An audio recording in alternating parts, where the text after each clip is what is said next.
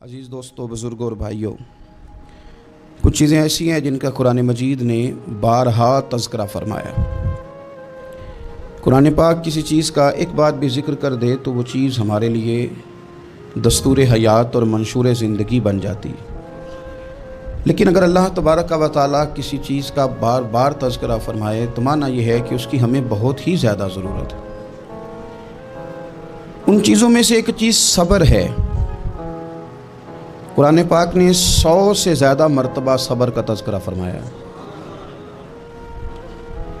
اتنی بڑی بات کو سمجھیے گا کہ 100 سے زیادہ مرتبہ قرآن پاک نے تذکرہ کیا ہے صبر کا، اور مختلف انداز میں۔ کہیں فرمایا کہ وبشر الصابرین، اے محبوب صبر کرنے والوں کو خوشخبری سنا دیجیے۔ کہیں فرمایا ان اللہ مع الصابرین، بے شک اللہ صبر کرنے والوں کے ساتھ۔ تو مختلف انداز میں، مختلف طریقوں سے اللہ تعالیٰ نے صبر کا تذکرہ فرمایا۔ سوسائٹی کے اندر، معاشرے کے اندر اور مسلمانوں کے اخلاقی رویوں کے اندر اگر صبر کو داخل کر لیا جائے تو ہم محسوس کریں گے کہ ہماری زندگی نہ صرف یہ کہ آسان ہو گئی ہے بلکہ محبتوں والی ہو گئی ہے، چاہتوں والی ہو گئی ہے۔ ہمارے رشتے ایک دوسرے سے ٹوٹ نہیں رہے بلکہ بننا شروع ہو گئے۔ تھوڑا سا صبر بہت ساری چیزوں کو ٹوٹنے سے بچا لیتا ہے۔ قرآن مجید کی جو آیت کریمہ میں نے تلاوت کی، یہ سورہ آل عمران کی آخری آیت ہے۔ اللہ تعالیٰ نے فرمایا یا ایھا الذین آمنوا اصبروا وصابروا، اے ایمان والو صبر کرو، صابر بنو۔ اے ایمان والو صبر کرو اور صابر بنو۔ کیا مطلب؟ پہلے صبر کا مطلب یہ ہے کہ اگر تمہیں کوئی ذاتی تکلیف پہنچے تو اس پر صبر کرو۔ وصابروا، اس کا معنی یہ ہے کہ اگر دشمن کے مقابلے میں کسی اور کی طرف سے کوئی تکلیف آئے تو اس پر بھی صبر کرو۔ پھر فرمایا ورابطوا، اور ہمیشہ کمر بستہ رہو، اسلامی سرحدوں کے پہرے دار رہو۔ واتقوا اللہ، اللہ سے ڈرتے رہو۔ لعلکم تفلحون، اس امید پر کہ اللہ تمہیں کامیابی عطا فرما دے، تم فلاح پا جاؤ۔ یا ایھا الذین آمنوا اصبروا وصابروا، اے ایمان والو صبر کرو اور صابر بنو۔ صبر کرو، صابر رہو، یعنی جو ذاتی تکلیف آئے اس پر بھی صبر کرو۔ اور مصابرہ کا معنی سامنے سے آنے والی تکلیف، اگر بیماری آ گئی، کوئی پریشانی آ گئی، کہیں کوئی اپنا دنیا سے چلا گیا تو یہ ذاتی تکلیف ہے، اس پر بھی صبر کرنا۔ اور اگر اپنوں نے، بیگانوں نے کوئی تکلیف پہنچا دی، کوئی اذیت دے دی، وہ اذیت کئی صورتوں میں ہو سکتی ہے۔ تانا بھی ایک اذیت ہے، طنز بھی ایک اذیت ہے، کسی شخص کے بارے میں غلط کلمہ کہنا بھی ایک اذیت ہے، اور مقابلے میں کھڑے ہو جانا، لڑائی کرنا، یہ بھی ایک اذیت ہے۔ اس پر بھی صبر کرو۔ ورابطوا، اور اس طرح کرو کہ کمر بستہ رہو، جد و جہد کرتے رہو۔ واتقوا اللہ، اللہ سے ڈرو۔ لعلکم تفلحون، تاکہ تم کامیاب ہو جاؤ۔ صبر جب آپ کرتے ہیں نا، اور صبر کا ارادہ کرتے ہیں تو اللہ تعالیٰ صبر کی توفیق بھی عطا فرماتا ہے۔ ہم نے یہ دیکھا ہے کہ ہمارے پاس نعمتوں کی کمی نہیں، ہمارے فریزر خوراک سے بھرے ہوئے ہیں، ہمارے دسترخوانوں پہ انواع و اقسام کی چیزیں چنی ہوئی ہیں، ہماری الماریوں میں کئی ہمارے لباس تیار شدہ لٹکے ہوئے ہیں، ہماری جیبوں میں ہماری ضرورت کا سرمایہ اللہ نے ہمیں دے دیا ہے۔ لیکن اس کے باوجود جو لوگ ایک دوسرے سے پیار نہیں کر پا رہے، جو ایک دوسرے کے قریب نہیں جا پا رہے، تو اس کی وجہ یہ ہے کہ صبر نہیں رہا، حوصلہ نہیں رہا، کسی چیز کو برداشت کرنا ہمارے مزاج کا حصہ ہی نہیں رہا۔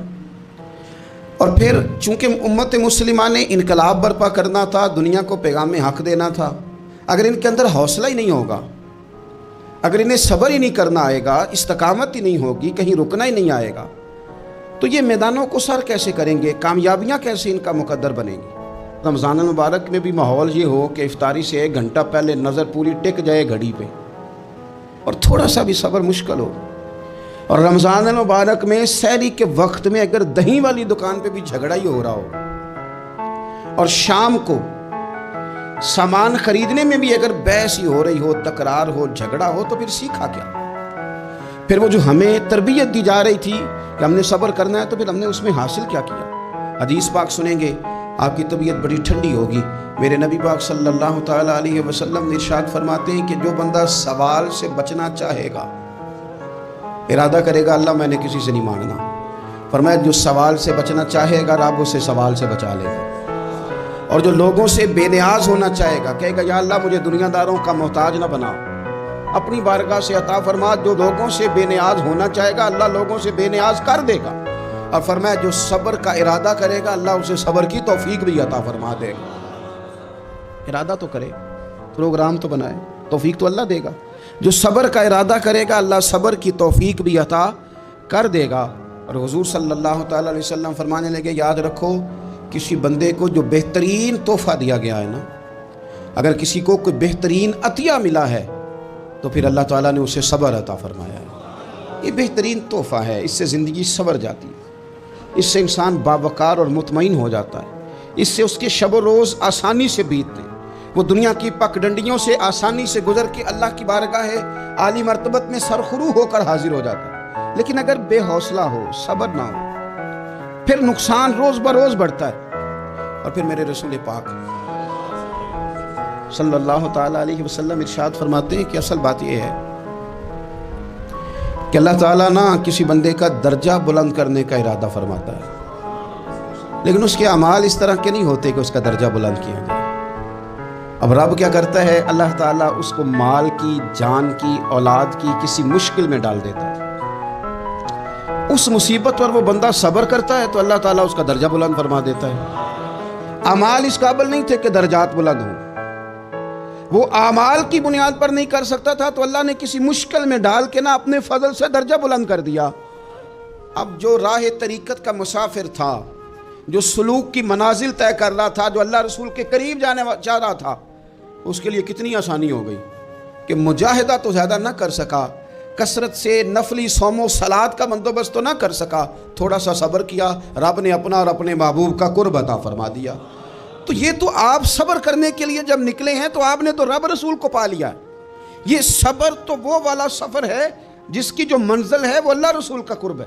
ہم لوگ تھوڑی تھوڑی باتوں میں حوصلہ ہار جاتے ہیں، صبر چھوڑ جاتے ہیں، پریشانی بڑھ جاتی ہے، پتہ نہیں ایسے محسوس ہوتا ہے کہ جیسے یہی بندہ دنیا کا سب سے دکھی بندہ ہے.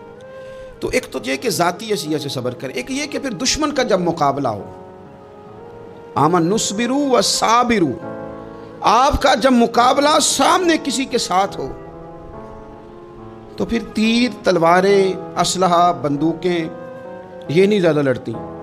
میدانوں میں حوصلے لڑتے ہیں، میدانوں میں صبر لڑتا ہے، میدانوں کے اندر توانائیاں لڑتی ہیں. میدان کربلا کے اندر کوئی مقابلہ نہیں تھا تیر کا تیر کے ساتھ، تلوار کا تلوار کے ساتھ کوئی مقابلہ نہیں تھا. میدان کربلا کے اندر ظلم کا صبر سے مقابلہ تھا.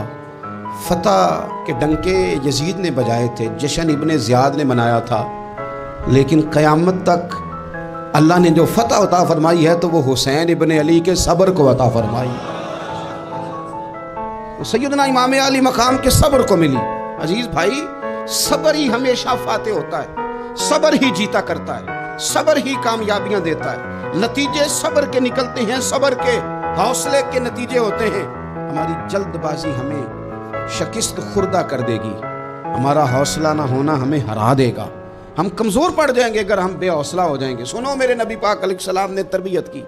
حضور اپنی امت کو درس دیتے ہیں. حضور فرماتے ہیں پہلے تو کوشش ہی نہ کرو کہ تمہاری دشمن سے لڑائی ہو، اس چکر میں ہی نہ پڑو کہ لڑائی ہو.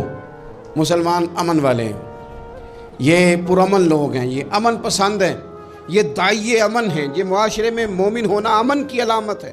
فرمایا پہلے تو یہ پروگرام ہی نہ بناؤ کہ تمہاری لڑائی ہو، اور فرمایا پھر اگر ہو جائے نا تو پھر صبر کے ساتھ مقابلہ کرو، پھر ڈٹ کے مقابلہ کرو. اور پھر یاد رکھو یہ جو جنت ہے یہ تلواروں کے سائے میں ہے، جنت تلواروں کے سائے میں تمہیں ملے گی. پھر ڈٹنا سیکھو. پہلے تو بات یہ کہ تم یہ ارادہ ہی نہ کرو لڑائی، اور اگر کبھی ہو جائے لوگوں کو بتاؤ کہ ہیں ہم پرامن لوگ، پر دین کے لیے کھڑا ہونا ہو تو پھر ہم سے زیادہ کسی کو کھڑا بھی نہیں ہونا آتا، پھر ہم سے زیادہ کسی کے پاس طاقت بھی نہیں. حضرت مولا علی شیر خدا رضی اللہ تعالیٰ عنہ کے زمانے میں کفر کے ساتھ ایک جنگ ہو رہی تھی، تو کافروں نے نا جاسوس بھیجے کہ یار پتہ تو کرو مسلمانوں کی تیاری کس طرح کی ہے. تو جاسوس واپس جا کے کہنے لگا سمجھ کوئی نہیں آئی ان کی، وہ تو راہب قسم کے لوگ ہیں، صوفی قسم کے لوگ ہیں، وہ تو کٹے ہوئے دنیا سے، مسلوں پہ بیٹھ جاتے ہیں، رات کو تو لگتا ہے دنیا سے تعلق ہی کوئی نہیں، لیکن سویرے اٹھ کے میدان میں تلوار لے کے نکلتے ہیں تو لگتا ہے ان سے بڑا مجاہد ہی کوئی نہیں. یہ عجیب لوگ ہیں کہ رات کو مصلے پہ بیٹھیں تو لگتا ہے کٹ گئے دنیا. یہ صوفی لوگ ہیں, درویش ہیں. یہی مسلمان کی شان ہے. ہو ہلکا یاراں تو برے شم کی طرح نرم, رزم حق کو باطل ہو تو فولاد ہے مومن. ادھر آ ستمگر ہنر آزمائے, تو تیر آزما ہم جگر آزمائے. ہم تجھے اپنا حوصلہ بتاتے ہیں کتنا, دیکھ ہمارے حوصلے سے ٹکرا کے دیکھ یہ کتنا طاقتور اور مضبوط ہے. تو عزیز بھائی, اگر زندگی میں آپ کو صبر کرنا آ گیا, میں بڑے دنوں سے یہ عنوانات بیان کر رہا ہوں, اور آج تو خصوصی طور پر رمضان شریف کے اس جمعے میں اپیل کرنا چاہتا ہوں آپ سے کہ کمزور باتیں کرنی چھوڑ دیں, مایوسی کے جملے اپنی زندگی سے نکال دیں. ہم مسلمان ہیں. آپ بیمار ہو گئے ہیں تو یہ بھی خدا کا فضل ہے, گناہ معاف ہوں گے. اگر اللہ تعالیٰ نے فقیر بنا دیا, غریبی آ گئی ہے تو یہ بھی فضل ہے, امیروں سے پہلے جنت میں جائیں گے. اگر اللہ تبارک و تعالیٰ نے کسی جگہ آپ کو مکان نہیں دیا اور دوسرے کو دے دیا ہے تو آپ وہ لوگ ہیں جو عظیم سنت ادا کر رہے ہیں سیدنا بلال حبشی کی. اگر کسی جگہ کوئی کمزوری آ گئی ہے, کوئی پیچھے رہ گئے ہیں تو یہ خدا کا فضل ہے. اللہ تعالیٰ نے چاہا ہمارے لیے جو فیصلہ تو ہم اس پہ راضی ہیں. لیکن اپنی زندگی اور شکوے اتنے بڑھا لیے, ہم نے اتنے بڑھا لیے کہ لوگوں سے شکوے کرتے کرتے رب رسول سے بھی شروع کر دیے. غلام بھی کبھی شکوہ کرتا ہے, آقا کا بھی شکوہ ہوتا ہے, بندہ بھی کبھی شکوہ کرتا ہے, رب کا بھی شکوہ ہوتا ہے, یہ بھی کبھی ہوتا ہے. آپ نہ مانے پر یہ شکوہ ہے کہ میں بڑے ڈاکٹروں کے پاس گیا ہوں, آرام نہیں آیا. نہ مانے پر یہ شکوہ ہے میں نے کبھی کسی کو ستایا تو نہیں پر میرے حالات نہیں ٹھیک ہوتے. آپ نہ مانے پر یہ شکوہ ہے کہ فلانے کے پاس دولت زیادہ ہے, اس نے پتہ نہیں وہ آگے نکل گیا اور میں پیچھے رہ گیا. نہ مانے پر یہ شکوہ ہے. کس سے کر رہے ہو؟ رب رسول سے. او آس بولے تے دی مہربانی اساں تے لاڈ ہی لڑاونے نے. کس سے شکوہ کر رہے ہو؟ خدا کے بندو, غلام غلامی کرتے ہیں, شکوے کرتے ہیں کوئی. حضرت ام سلمہ رضی اللہ تعالیٰ عنہ, شوہر کا نام ہے ابو سلمہ, بیٹے کا نام ہے سلمہ. کہتی ہیں میں, میرا شوہر, میرا بیٹا, تینوں, چھوٹا بیٹا میرا, ہم نکلے مکہ مکرمہ سے مدینہ طیبہ جانے کے لیے. ایک کی بیٹا ہے, خاندان جمع ہے, شوہر کی گود میں بیٹا, اونٹ کے پیچھے میں. فرماتی ہیں مدینے کی سرحد آ گئی تو میرے میکے والے آ گئے, کہنے لگے ابو سلمہ نہیں لے جانے دیں گے مدینے اپنی بیٹی کو. میں نے کہا میں مسلمان ہوں, میں تو اپنے شوہر کے ساتھ مدینے جاؤں گی. انہوں نے کہا نہیں جا سکتے, تو نے جانا ہے تو جا, ہماری بیٹی نہیں جائے گی. زبردستی مجھ سے انہوں نے مجھے میرے شوہر سے الگ کیا. کہتی ہیں پھر میرے شوہر کے قبیلے والے آ گئے, وہ کہنے لگے اگر تم اپنی بیٹی کو نہیں نہ جانے دیتے تو یہ جو ہمارا پوتا ہے یہ ہماری نسل ہے, تمہارا نہیں, اسے ہم نہیں جانے دیں گے. وہ بچہ اپنی طرف کھینچتے تھے, میں اپنی طرف کھینچتی تھی. مدینے کی سرحد پہ یہ جھگڑا زمین کے لیے نہیں ہو رہا, مکان کے لیے نہیں ہو رہا, حضور کے مدینے جانے کے لیے ہو رہا, حضور کے مدینے جانے کے لیے ہو رہا, مدینے جانے کے لیے ہو رہا. لنگ کئی مہینے تے برس گئے تے تیری دید نو دیدے ہی ترس گئے. انہوں نے بچہ کھینچا, میں نے اپنی طرف کھینچا, میرے بچے کا بازو اتر گیا. فرماتی ہیں میرے شوہر مدینے چلے گئے, بیٹا میرا میرے سسرال والے لے گئے, مجھے میکے والے لے گئے. آج بھی کچھ سیانے بندے کہتے ہیں اس کو نکال دو اور بچے چھین لو. ان کا بھی خیال تھا کہ بیٹا لے جائیں گے نا تو ابو سلمہ بھی مدینے سے واپس آ جائے گا, یہ بھی واپس آ جائے گی. او یار, اتنا بڑا بھی ظالم کوئی نہیں ہوگا جو ماں باپ سے بچے جدا کرے. فرماتی ہیں کہ وہ لے گئے چھین کے, میں میکے چلی گئی. لوگ روٹی کھاتے تھے, میرے حلق سے نہیں گزرتی تھی. زمانہ سویا کرتا تھا, میں سو نہیں پاتی. بیٹا کہاں, شوہر کہاں, میں کہاں. ام سلمہ کتنی دیر تکلیف کاٹی. جناب ام سلمہ کہنے لگی لوگوں ایک دو دن نہیں پورا سال بیت گیا, پورا سال, پر یہ سونا ہی میرے دکھ میں چلا. یہ سونا ہی, مارو مارو مینو مار مکاؤ, میں کوئی عذر نہ پیش لے آواں, تو یہ سونا ہی میرے دکھ میں چلا. پھر سکھ نو چلے ڈاواں. فرمایا سال بیت گیا, لوگ صبح اٹھ کے کام کاج پہ لگ جاتے, کپڑے بدلتے, ڈیوٹیاں کرتے, اور میں سویرے اٹھ کے اس جگہ آ جاتی جہاں میرا شوہر اور میرا بیٹا بچھڑا تھا. میں سارا دن روتی, آہوزاری کرتی, حضور کے مدینے کی طرف منہ کر کے میں تڑپتی. سال بیت گیا, سال, ایک ہفتہ نہیں نکلتا بچوں کے بغیر. بڑے بڑے سیانے لوگ پردیس جاتے ہیں تو بچوں کی فوٹو دیکھ دیکھ کے روتے ہیں. لیکن کہتی ہے ماں تھی، بیٹا بچھڑا اور پھر بیٹا بیمار ہو اور ماں سے جدا ہو، کتنی تکلیف کا منظر ہے۔ آپ فرماتی ہے کہ 1 سال بیت گیا اور میں نے کسی کی منت نہیں کی، میں نے کوئی شکوہ نہیں کیا، اس لیے کہ جس حال میں رب رسول رکھے۔ یہ حوصلہ، یہ صبر، یہ توانائی 1 سال کے بعد میرے چچا کا بیٹا میرے پاس سے گزرا، تڑپتے دیکھ کر کہنے لگا میری بہن تو سارا دن روتی رہتی ہے۔ تو میں نے کہا بھائی تمہیں کیا بتاؤں، اس کا شوہر چلا جائے، بیٹا جدا ہو جائے، وہ کیا کرے گی؟ فرماتے اس نے جا کے میرے باپ سے، اپنے والد سے، میرے خاندان والوں سے کہا اس کی سزا کب ختم ہوگی؟ اس غریبنی کا قصور یہ ہے کہ یہ مدینے والے کا کلمہ پڑھتی ہے، اس کی غلطی یہ ہے کہ یہ مسلمان ہو گئی ہے، دین حق قبول کر لیا، کیوں نہیں تم خیال کرتے؟ کہتے ان کے دل نرم ہو گئے، وہ رضامند ہوئے مجھے مدینے جانے۔ پھر اس نے کوشش کی میرے سسرال پیغام بھیجے، کب بس کرو، اور بچہ تو چڑیا کا جدا ہو جائے تو وہ تڑپا کرتی ہے، اور تم نے ایک جیتی جاگتی ماں کا بیٹا جدا کیا، وہ بھی نرم ہوئے، رب نے اسباب بنائے، میرا بیٹا مجھے ملا۔ کہنے لگے تو رہ جا، میں نے کہا نہیں تم مسلمان نہیں ہو، تمہیں پتہ نہیں ہے میں یہاں نہیں رہ سکتی، مجھے مدینے ہی جانا ہے۔ اکیلی اتنا سفر، جنگلوں کا رستہ، پہاڑی رستہ طے کر لو گی؟ مینوں ویکھ کے ٹھر دیاں اکھیاں نے، مینوں ویکھ کے ٹھر دا سینہ، ربا تیری ساری خدائی چ ایک ہی تے شہر مدینہ ہے۔ کہتی میں اونٹ پہ بیٹھی، بیٹا میں نے گود میں بٹھا لیا، میں سفر کرنے لگی، پر دل میں کھٹکا تھا کہ اتنا لمبا سفر بیٹا چھوٹا ہے کیسے کروں؟ کہتے مجھے عثمان بن طلحہ مل گئے، کہنے لگے کہاں جا رہی ہو بہن؟ میں نے کہا مدینے۔ کہنے لگے اکیلے جاؤ گی؟ میں نے کہا جانا تو ہے نا، ساتھ چلے نہ چلے پر شہر رسول تو جانا ہے نا۔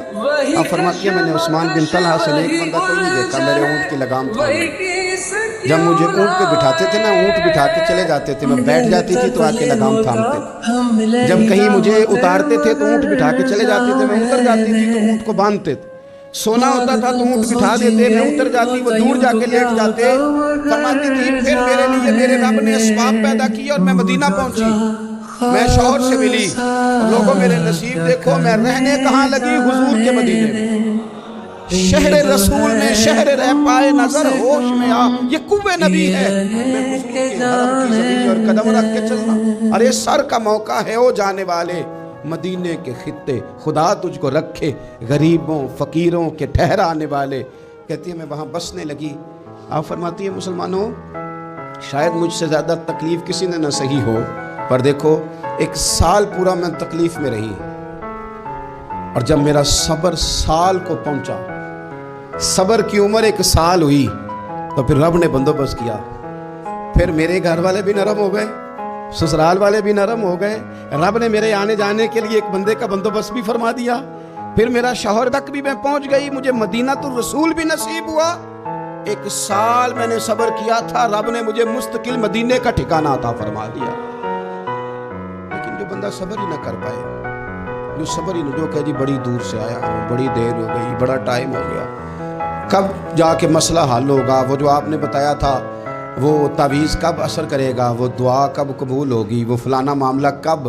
بھئی یہ ڈیٹ تو آپ کو رب رسول ہی دے سکتے ہیں، بندہ تو کوئی اطلاع ہی دے گا، پیغام ہی دے گا۔